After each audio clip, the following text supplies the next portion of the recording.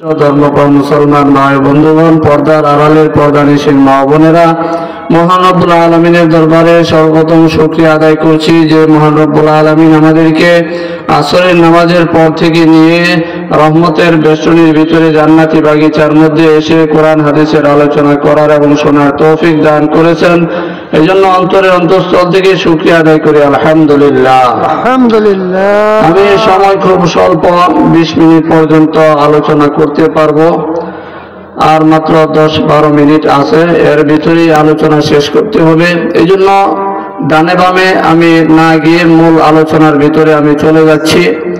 আমার তেলাওয়াতকৃত আয়াতের মধ্যে আল্লাহ তাআলা বলতেছেন, কুল ইন কুনতুম তুহিব্বুনাল্লাহ, হে নবী আপনি দুনিয়ার সমস্ত মানুষদেরকে এই কথা বলে দিন যে হে দুনিয়ার মানুষেরা, তোমরা যদি আল্লাহর ভালোবাসা পাইতে চাও,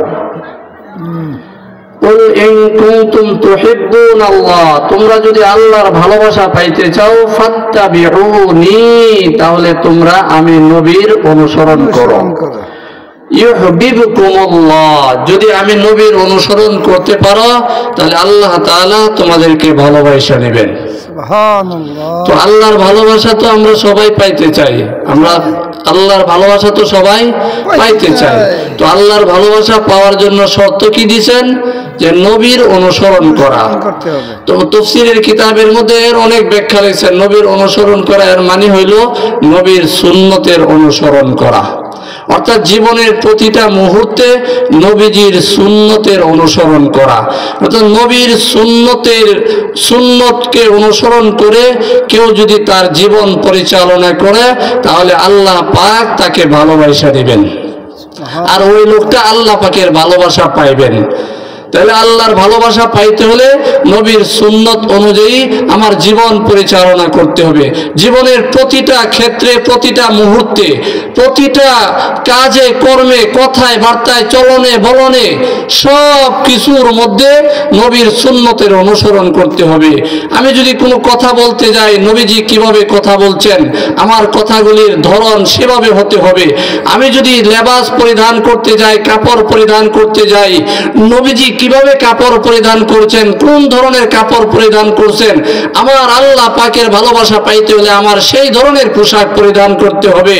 তো কেউ যদি এরকম মনে করে যে আমি নবীজি পরিধান করছেন পাঞ্জাবি, আমি পরিধান করব শার্ট, নবী পরিধান করছেন লুঙ্গি আর পায়জামা, আমি পরিধান করব প্যান্ট, তাহলে এই লোকটা যদি আল্লাহর ভালোবাসা পাইতে চাই তাহলে সেই লোকটা আল্লাহর ভালোবাসা পাইবে না। কারণ নবীজির সুন্নত একদিকে আর সে চলছে আরেক দিকে।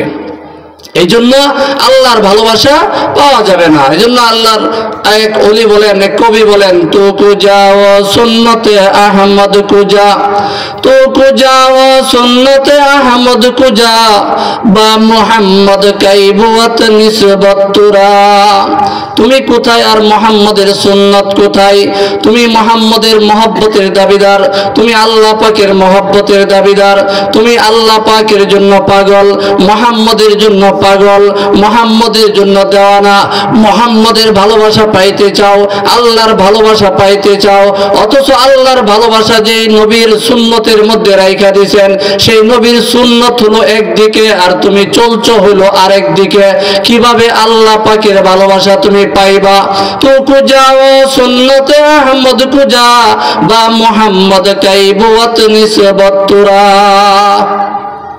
এই জন্য জীবনের প্রতিটা ক্ষেত্রে নবীজির সুন্নত। আরে হাসি যদি দেই আমি যদি কথা চলনে বলনের মধ্যে কোনো সময় যদি আমার মুখ দিয়ে হাসিও আসে, তো নবীজি কিভাবে হাসি দিয়েছেন, আমার হাসিটার ধরন সেরকম হইতে হবে। নবীজি বেশিরভাগ সময় মুস্কি হাসি দিয়েছেন। আমি যদি অট্ট হাসি দিতে থাকি, আমি যদি হা করে হাসি দিতে থাকি, তাহলে আমার হাসিটা নবীজির সুন্নত অনুযায়ী হইল না। আমি যদি মুস্কি মুস্কি হাসি দেই, আমি তাহলে বোঝা যাইবে আমার হাসিটা নবীর হাসির সাথে মিলছে।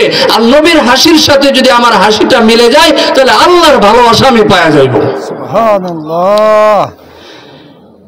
এই জন্য জীবনের প্রত্যেকটা যত কাজ আছে, যত ভালো কাজ আছে, এই জন্য আমার তেলাওয়াতকৃত হাদিসের মধ্যে আল্লাহ রাসূল সাল্লাল্লাহু আলাইহি ওয়াসাল্লাম বলেছেন, কুল্লু আমরিন জিবালিন লাম ইউবদা বিবিসমিল্লাহি ফাহুয়া আকতাউ।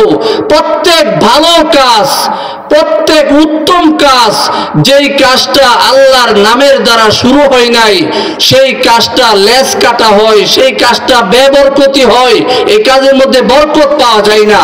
আল্লাহ রাসূল সাল্লাল্লাহু আলাইহি ওয়াসাল্লাম বলছেন, প্রত্যেক ভালো কাজ আল্লাহর নাম দিয়ে শুরু করা, এটা হলো নবীজির অন্যতম একটা সুন্নত। নবীজির অন্যতম সুন্নত প্রত্যেকটা ভালো কাজ আল্লাহর নাম দিয়ে শুরু করা। দেখবেন আমাদের ব্যবসায়ী ভাইয়েরা যখন নতুন করে একটা ব্যবসা দেয়, তো এই ব্যবসা দিতে যায় দোয়ার মাধ্যমে তার ব্যবসাটা শুরু করে, আল্লাহর কোরআন তেলাওয়াতের মাধ্যমে, দরুদ ইস্তেগফারের মাধ্যমে তার ব্যবসাটা শুরু করে। কারণ ব্যবসাটা হলো নবীজির অন্যতম একটা সুন্নত, ব্যবসাটা হলো অত্যন্ত একটা ভালো একটা কাজ। ওই কাজটা আল্লাহর নাম দিয়ে যখন শুরু করবে, আল্লাহ পাক তার এই ব্যবসার মধ্যে বরকত দান করবেন। সুবহানাল্লাহ। এই যে জীবনের প্রত্যেকটা ভালো কাজের ক্ষেত্রে বিসমিল্লাহ বলে আল্লাহর নাম নিয়ে শুরু করা, এই যে নবীজির একটা অন্যতম সুন্নত। আমি খানা খাইতে যাইব, খানা খাওয়ার সময় আল্লাহর নাম নিয়ে শুরু করা সুন্নত। এখন যদি আমি আল্লাহর নাম নিয়ে শুরু না করি, আমি যদি নবীজি খানা খাওয়ার সময় নবীজির সুন্নতটা আমি অনুসরণ না করি, তাহলে আমার খানার সাথে শয়তান শরীক হয়ে যাবে। আর শয়তান যদি আমার খানার সাথে শরীক হয়, তাহলে শয়তান খুশি হবে না বেজার হবে? খুশি হবে। তো শয়তানকে কেউ খুশি কইরা জান্নাতে যাইতে পারবে? শয়তানরে কেউ খুশি কইরা জান্নাতে যাইতে পারবে না। শয়তানকে যত রাগ তোলা যায়, যত তাকে আমার প্রতি রাগ তোলা যায়, ততই আমার জন্য মঙ্গল। আর শয়তান আমার প্রতি যতই খুশি হইবে, ততই আমার জন্য অমঙ্গল। এই জন্য নামাজের মধ্যে যখন ভুল হয়, নামাজের মধ্যে যদি ভুল হয়, এই ভুল হইলে পরে আমরা কি দেই? সুসেজদা দেই। কি দেই? সুসেজদা দেই। কেন? শয়তান এই সেজদা না দেওয়ার কারণেই জান্নাত থেকে বিতাড়িত হয়েছে। শয়তান সেজদা না দেওয়ার কারণে জান্নাত থেকে বিতাড়িত হয়েছে। আল্লাহ পাক যখন বলছেন উসজুদু লিআদমা, তো তোমরা আদমকে সেজদা করো, তো ফাসাজাদুল মালায়েকা, সমস্ত ফেরেশতারা আদমকে সেজদা করলো, ইল্লা ইবলিস, একমাত্র কে সেজদা করলো না? ইবলিস আদম আলাইহিস সালাতু ওয়াস সালামকে কি করলেন না? সেজদা করলো না। সেজদা না করার কারণে আল্লাহ পাকের রহমত থেকে সে বঞ্চিত হয়ে গেছে, আল্লাহ পাকের জান্নাত থেকে সে বঞ্চিত হয়ে গেছে। সে আল্লাহ পাকের জান্নাত থেকে বিতাড়িত হয়েছে, এবং এমন বিতাড়িত হয়েছে, এমন বঞ্চিত হয়েছে, চিরকালের জন্য বঞ্চিত হয়েছে। সে আর কোনোদিন এই জান্নাতে যাওয়ার আশাও করতে পারে না, এমন ভাবে বঞ্চিত হয়েছে। তো যেই সেজদা না দেওয়ার কারণে সে জান্নাত থেকে বিতাড়িত হয়েছে। এই জন্য ফিকহের কিতাবে যে নামাজের মধ্যে যখন ভুল হয়, ভুল হওয়ার কারণে সুসেজদা ওয়াজিব করে দিয়েছেন। কারণ এই সেজদাকে শয়তান অনেক ভয় করে, কারণ সেজদাকে শয়তান অনেক ভয় করে। এই জন্য আল্লাহ রাসূল সাল্লাল্লাহু আলাইহি ওয়াসাল্লাম এবং ফুকাহে কেরামরা নামাজের মধ্যে ভুল হওয়ার কারণে সেজদা, দুইটা সেজদা, অতিরিক্ত দুইটা সেজদাকে ওয়াজিব করে দিয়েছেন। কারণ এই সেজদার কারণে শয়তান অনেক রাগান্বিত হয়, শয়তানের মনে অনেক কষ্ট লাগে। তো শয়তানকে আপনি যত কষ্ট দিবেন, শয়তান আপনার প্রতি যত নাখুশ থাকবে, অসন্তুষ্ট থাকবে, ততই আপনার জন্য মঙ্গল। তো খাবার খাওয়ার সময় যদি আমি আল্লাহর নাম নিয়ে শুরু না করি, তাহলে আমার খাবারের সাথে শয়তান শরীক হয়ে যায়। আল্লাহ রাসূল সাল্লাল্লাহু আলাইহি ওয়াসাল্লাম একবার এক সাহাবীর বাড়িতে গেলেন। তো সাহাবীর বাড়িতে যাওয়ার পরে দেখতেছেন ওই সাহাবী খানা খাইতেছে। তো খানা খাইতেছে যে আল্লাহ রাসূল সাল্লাল্লাহু আলাইহি ওয়াসাল্লামের চোখ মুবারকের মধ্যে ভাইসা গেছেন যে ওই সাহাবীর খানার সাথে শয়তানও শরীক আছে, শয়তানও খাবার খাইতেছে। তো আল্লাহর নবীর চেহারাটা মলিন হয়ে গেছে। সাহাবী রাসূলের চেহারার দিকে একটু তাকাইলেন, তাকায় বুঝতে পারলেন যে রাসূলের চেহারা মুবারকটা মলিন হয়ে আছে। তো এই সাহাবী চিন্তা করলেন আমার খানার মধ্যে কোন জায়গায় মনে হয় ভুল হয়ে গেছে। মনে হয় কোনো জায়গায় ভুল হয়ে গেছে, নতুবা নবীর চেহারাটা মলিন কেন? তো ওনার সাথে সাথে স্মরণ হয়ে গেছে, আরে আমি যে খাবার খাইতেছি, আমি তো এখানে নবীর সুন্নত ছেড়ে দিয়েছি। আমি তো খাবার খাওয়ার শুরুতে আমি আল্লাহর নাম নেই নাই, বিসমিল্লাহ বলি নাই, না বলেই তো আমি খাবার শুরু করে দিছি। আরে আল্লাহর নবী মনে হয় এই কারণেই অসন্তুষ্ট হয়ে গেছেন, চেহারাটা মনে হয় এই কারণেই মলিন হয়ে গেছে। সাথে সাথে আল্লাহর নবীর এই সাহাবী আবার বিসমিল্লাহ পড়া খাবারটা আবার শুরু করলেন। এবার খাবার শুরু করার পরে আবার আল্লাহ রসুলের দিকে এই সাহাবী তাকাইলেন, তাকানোর পরে দেখেন আল্লাহর নবী মুস্কি মুস্কি হাসতেছেন। সুবহানাল্লাহ। তো আল্লাহর নবী মুস্কি মুস্কি হাসতেছেন। সাহাবী যখন দেখলেন, সাহাবী খানা দানা শেষ করার পরে আল্লাহর নবীজিকে জিজ্ঞাসা করতেছেন, ইয়া রাসূলুল্লাহ, ইয়া হাবিবাল্লাহ, আপনি যখন আমার খাবার খাওয়ার মধ্যখান দিয়ে আপনি আমার এখানে ঢুকছেন, ঢুকার পরে আপনার চেহারার দিকে যখন আমি তাকাইলাম, তাকানোর সাথে সাথে দেখলাম আপনার চেহারাটা মলিন হয়ে গেছে। কিন্তু 1 মিনিট পরে আবার যখন আপনার চেহারার দিকে তাকাইলাম, তখন চেহারাটার মধ্যে মুস্কি মুস্কি হাসি ভাব দেখা যাচ্ছে। কারণটা কি? একটু আগে চেহারাটা মলিন কেন ছিল আর এখন চেহারাটার মধ্যে কেন হাসি আসছে? আল্লাহর নবী বলতেছেন, ও আমার সাহাবী শোনো, তুমি যখন খাবার খাইতেছিলে, খাবার খাওয়ার সময় আমার সুন্নতটা তুমি ছেড়ে দিয়েছ। আল্লাহর নাম না নিয়ে তুমি খাবার শুরু করার কারণে তোমার খাবারের সাথে শয়তান শরীক হয়ে গেছে। যখন আমি দেখতে পাইলাম তোমার খাবারের সাথে শয়তানও খাইতেছে, শয়তান খাওয়ার কারণে আমার মনের মধ্যে কষ্ট এসে গেছে, এই জন্য আমার চেহারাটা মলিন হয়ে গেছে। কিন্তু তুমি যখন তোমার ভুলটা বুঝতে পারছো আর সাথে সাথে যখন তুমি আল্লাহর নাম নিয়ে আবার খাবার শুরু করছো, তখন আর শয়তান তোমার খানা থেকে দূরে সরে গেছে। শুধু দূরে সরে যায় নাই, এতক্ষণ পর্যন্ত যে খাবারগুলি শয়তান খাইছিল সেই খাবারগুলি সে বমি করে ছাড়তে শুরু করলো। এই শয়তানের বমি দেখে এখন আমার হাসি এসে গেছে। শয়তানের বমি দেখে এখন আমার হাসি এসে গেছে।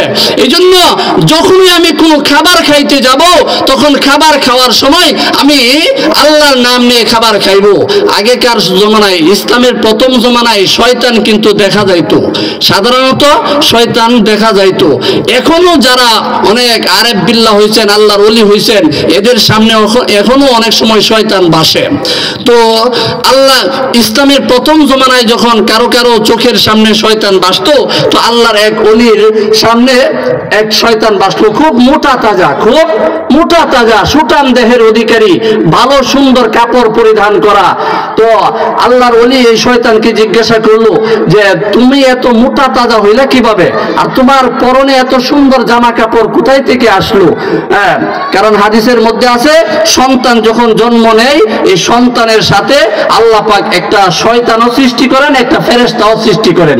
ফেরেশতা এই আদম সন্তানকে ভালো রাস্তার দিকে রাস্তা দেখায়, আর শয়তান এই আদম সন্তানকে খারাপ রাস্তার দিকে রাস্তা দেখায়।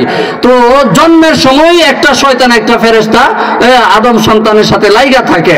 তো এই লোকটাকে আল্লাহর ওলির সাথে শয়তান বলতেছেন যে হুজুর, আমি যার সাথে জন্ম হয়েছি, আমার অর্থাৎ আমার মালিক যে, এ খুব ভালো মানুষ, কারণ এ যখন খাবার খায় তার খাবারের সাথে আমাকেও শরীক করে, এই জন্য আমি খাবার খাইতে পারি, এই জন্য আমার দেহটা খুব মোটা সোটা। আর সে যখন জামা পরিধান করে তখন সে আল্লাহর নাম নেয় না, তখন আমি তার জামার সাথেও শরীক হইতে পারি, এই জন্য আমার দেহের মধ্যে এত সুন্দর জামা। তো সামনে যাইতেছে যাইতেছে কিছু দূর যাওয়ার পরে আরেকটা শয়তানকে দেখলো, একদম চিকন হ্যাংলা, কাপড় নাই, উলঙ্গ অবস্থায়। তো আল্লাহ নবী ওই ইবলিসকে জিজ্ঞাসা করলো, তোমার এই দুর্দশা কেন? বলতেছে আমার মালিক যে বড় কৃপণ, এ যখন খাবার খায় এর খাবারের সাথে আমাকে শরীক করে না, আর এ যখন জামা পরিধান করে তখনও আমাকে জামা পরিধানের সাথে আমাকে শরীক রাখে না। তো কিভাবে রাখে না? বলতেছে হে যখন জামা পরিধান করতে যায় তখন আল্লাহর নাম নিয়ে জামা পরিধান করে, আমি তার জামা পরিধানের সাথে শরীক হইতে পারে না। সে যখন খাবার খাইতে যায় তখন সে আল্লাহর নাম নিয়ে খাবার শুরু করে, তখন আমি তার খাবারের সাথে শরীক হইতে পারি না। আর না খাইতে খাইতে আমার শরীরের অবস্থা এমন হয়ে গেছে। তো এরকম ভাবে যখন আমি কোনো ভালো কাজ শুরু করতে যাইব, আল্লাহর নাম নিয়ে যদি শুরু করি, তাহলে এই কাজের মধ্যে বরকত পাওয়া যায়, নবীজির সুন্নতের অনুসরণ হওয়া যায়। আর নবীজির সুন্নতের অনুসরণ করতে পারলে আল্লাহর ভালোবাসা আমি পাইতে পারবো, নতুবা আল্লাহর ভালোবাসার আশা আমরা করতে পারবো না। জীবনের প্রতিটা মুহূর্তে, প্রতিটা কাজে, ভালো কাজে আমি আল্লাহর নাম নিয়ে শুরু করতে হবে। এখন দেখা গেছে এমন কিছু খাবার আছে যে খাবার খাওয়ার সময় আল্লাহর নামের কথা খবরও থাকে না। এমন কিছু খাবারও আছে, বলতে পারেন এটা কি, আবার বলবেন এটা হলো একটা হলো মনে করেন চা পান করা। কি পান করা? চা পান করা।